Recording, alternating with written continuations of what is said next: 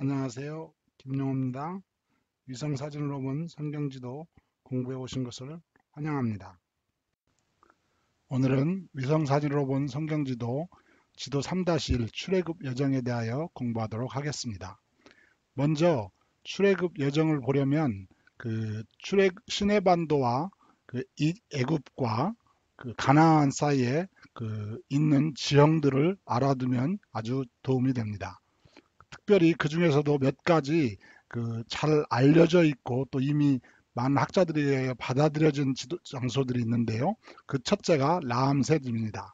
이 라암셋은 여러분이 잘 아시다시피 성경에 출애굽기 12장 37절에 보면 이스라엘 자손이 라암셋에서 발행하여 숫곳에 이르렀다고 말하고 있습니다. 거기에 유아회에 보행하는 장정이 60만 가량이라고 말하고 있습니다. 그러므로 라암셋, 에담, 또 그 다음에 중요한 것이 블레셋 땅으로 가는 길입니다. 이것도 모든 학자들이 다 동의하고 있는 것인데요. 블레셋 땅으로 가는 길은 성경에 출애굽기 13장 17절에 보면 이렇게 나와 있습니다. 바로가 백성을 보낸 후에 블레셋 사람의 땅의 길은 가까울지라도, 즉 이 길을 말하는 것이죠. 이 길, 이 지금 여기 보고 있는 빨간 길, 이 길이 가까울지라도 하나님이 그들을 그 길로 인도하지 않았다고 해서 이 길이 또 기억해 놓는 것이 좋습니다. 그 다음에 우리가 또 공부할 수 있는 것이 수르광야입니다. SHUR 수르광야인데요. 이것은 이 넘버스 민수기를 보면 민수기 33장을 보면 나와 있습니다. 민수기 33장 6절에서 8절에 보면 숫곳에서 발행하여 광야 끝 에담에 진쳤고 바하히롯으로 가서 이제 8절에 보면 바닷가 가운데로 지나서 이제 광야길로 갔다고 나옵니다. 그런데 그것을 더 자세히 보면 출애굽기 그 광야길이 이제 거기에서는 그냥 에담 광야길이라고 그러는데 또 그 바다를 건넌 다음에 출애굽기 15장 22절에 보면 이렇게 나와 있습니다. 아론의 누이 선지자 미리암이 손에 소고를 잡음에 모든 여인도 그들을 따라 나오며 소고를 잡고 춤추니, 그러면서 이제 미리암이 춤추며 하나님을 찬양하는 얘기가 나옵니다. 그 다음에 바로 모세가 홍해에서 이스라엘을 인도하며 그들이 나와서 수르광야로 들어가서 거기서 사흘길을 행하였으나 물을 얻지 못하고 마라에 이르렀다. 그래서 또 수르광야도 결국에 애굽에서 가까운 이곳에 있다는 것이 잘 알려져 있는 사실입니다. 또 그 다음에 우리가 알 수 있는 게 에시온 게벨이라고 있습니다. 아카바만의 이제 꼭대기에 있는 이제 에시온 게벨이 있는데요. 이것도 아주 잘 알려진 도시이고 그 성형 지리학자들도 동의하는 장소입니다. 이것은 민수기 33장 36절에 보면 이 말씀이 나와 있습니다. 민수기 33장 36절을 다 같이 잠깐 보도록 하겠습니다. 민수기, 예, 같이 보십시다. 여기 보면 에시온 개별에서 발행하여 신광야 곧 가데스에 진쳤고, 그래서 이제 이게 애굽에서 출발한 이스라엘 사람들이 광야를 다 지난 다음에, 물론 여기일지 시내반도가 여기일지 여러 가지 얘기가 많은데 그건 나중에 설명을 하도록 하고요. 광야를 다 지나서 이제 에시엔 개별에서 발행하여 신광야 곧 가데스에 진쳤다고 그랬는데 거기가 어디냐면 여기입니다. 이렇게 보면 이제 신광야 곧 가데스에 진쳤다고 그래서 여기로 볼 수 있는데, 여기서 신광야는 ZIN이고 ZIN이라고 신광야죠. 또 다른 신광야가 있는데 그것은 다른 곳에 있습니다. 시내산 옆에 있는 것이 신광야고, 여기에 나와 있는 신광야는 바란광야의 한 지형인 거의 붙어 있는 지분인 신광야가 있고요. 거기에 가데스 바네아가 이 바란광야에 있다고도 말하고 신광야에 있다고 말하고, 결국에 바란광야의 지부가 신광야고 신광야 안에 가데스 바네아가 있다. 그래서 이 도시나 이 광야 이름은 아주 중요하고 또 잘 알려져 있고 그 사람들이 받아들여지는 그런 장소입니다. 그렇기 때문에 이제 여기에서 중요한 것은, 그러면 신광야는 어디인가? 성경에 보면 출애굽기 16장 1절에 3절에 보면 엘림과 시내산 사이라고 나옵니다. 그러면 이제 당연히 질문이 많은 사람들이, 특별히 이제 한국 분들은 더 많이 관심을 갖고 있는 것이 어떤 분들은 신해산의 위치가 과연 어디인가 그래가지고 지난 몇 년 동안 많은 사람들이 그 질문을 하고 그렇습니다. 그러면 신해산의 위치는 어디인가? 왜냐하면 신해산을 알면 엘림과 그 신해산 사이에 신광야가 있기 때문에 신광야도 아는 거고 그렇기 때문에 그것이 중요합니다. 그러면 계속해서 그럼 신해산의 위치가 어디인지를 한번 공부해 보도록 하겠습니다. 이것은 로고스 성경에 나와 있는 지도인데요. 여기 보시다시피 이렇게 노란 거에 까만 점이 있는 노란 삼각형에 까만 점 있는 것이 신해산이라고 주장된 곳입니다. 여기 보시다시피 약 17여 개가 있습니다. 10개가 넘는 곳이 신해산이라고 주장되어지고 있는데요. 주로 이 남부 이게 시내반도의 남쪽에 있는 것이 있고 중간 쪽에 있는 것이 있고 북쪽에 있는 것이 있고 또 어떤 곳은 사우디아라비아 쪽에 있는 자벨 라오스 같은 이런 곳도 있어서 이렇게 주장되어지는 곳이 여러 가지가 많습니다. 특별히 한국 분들에게 많이 그리고 트레디셔널리 지금 많은 사람들이 여행을 가고 하는 곳이 이게 자벨 무사 여기가 그 신의 광야로 알려져 있고 또 한 곳은 지금 새로이 많은 사람들이 주장하는 몇 사람들이 주장하지요.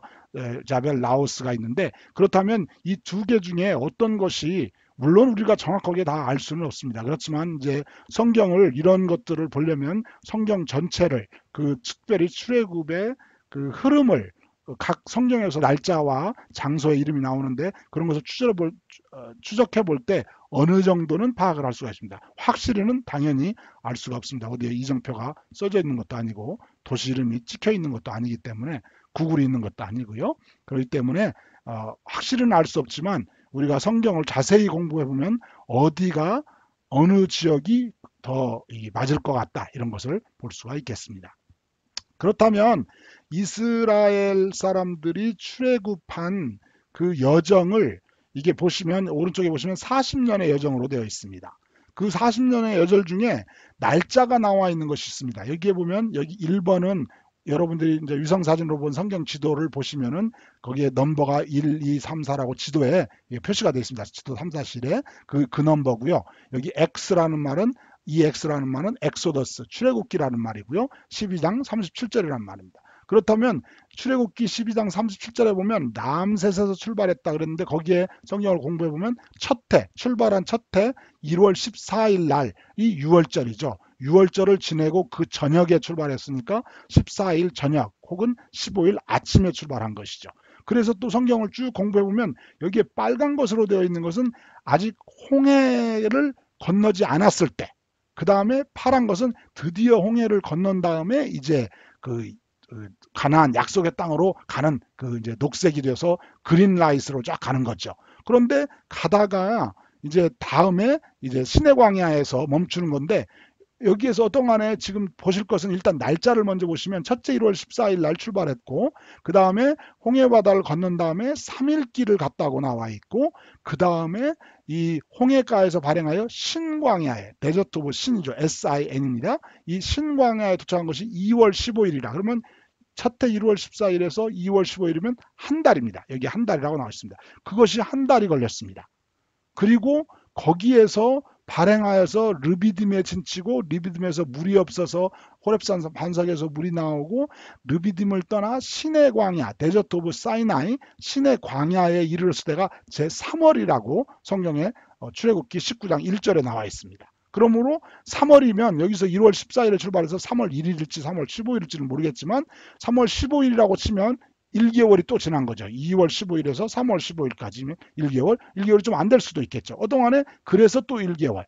그 다음에 이제 이스라엘 사람들이 시내 광야에 이르른 다음에 거기에서부터 이제 하나님으로부터 회막 만드는 법을 배우고 율법을 받고 드디어 이스라엘 백성이 이제 하나님이 왕인 나라가 됩니다. 그전에는 족속이었는데 이제는 나라가 되는 것이죠. 그러신 법이 있고 왕이 있고 이제 그렇게 된 거죠. 그래서 거기에 보면 출애굽기 40장 2절에 성막, 회막을 세웠다는 게 제2년 1월 1일이라고 나오고 그 다음에 민수기 10장 11절에 12절에 보면 시내 광야에서 드디어 출발합니다. 그게 2년 2월 20일입니다. 그래서 이 기간을 따지면 약 11개월.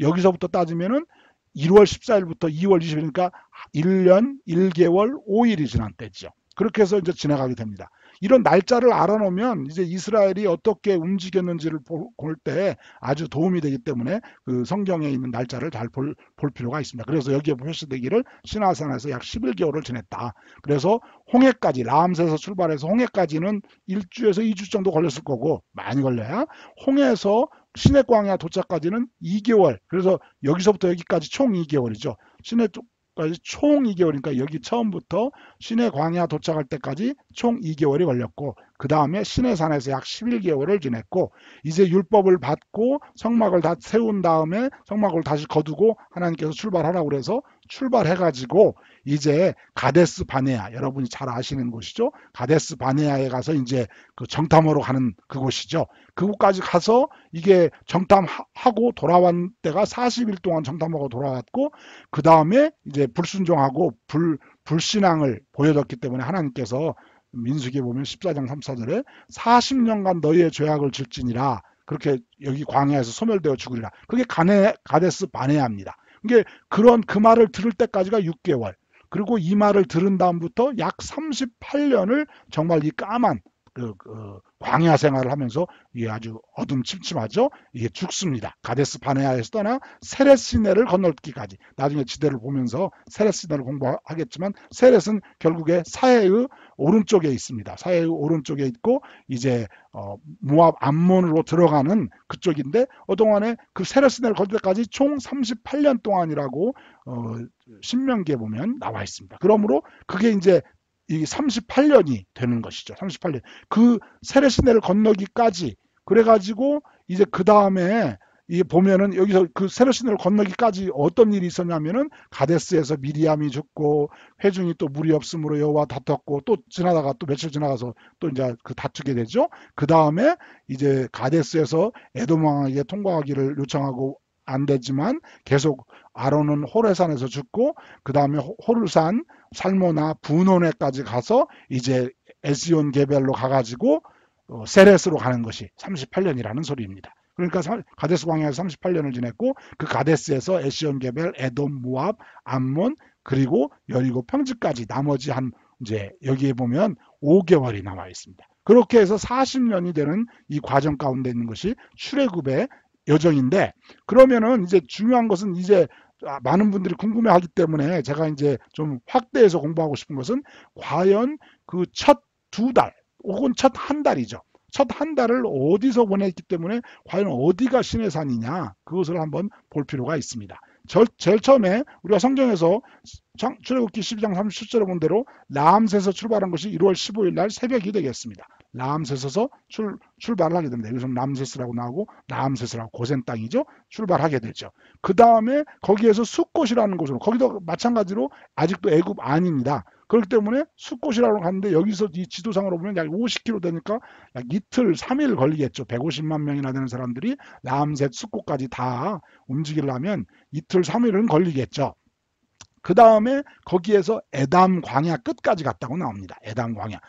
그래가지고 그 다음에 어떻게 하냐면 하나님이 여기서 돌쳐서 비하히롯 홍해 바닷가 믹돌 앞으로 바닷가로 가라. 그래서 돌쳐서 올라갔는데 어동안에 여기까지 갔을 것이라고 생각이 됩니다.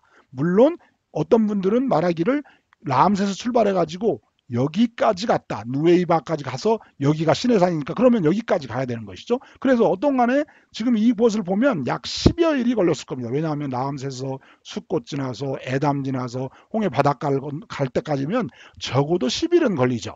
왜냐하면 그 10일이 왜 나오냐면 그 홍해를 건넌 다음에 홍해를 건너는데 또 이제 그날 저녁을 지났겠죠. 건넌 다음에 수르 광야로서 3일 길을 갔다고 나옵니다. 여기에 출애굽기 15장 20절에 수르 광야로 들어가서 3일 길을 갔다고 나옵니다. 3일 길을 간 다음에 물이 없어요.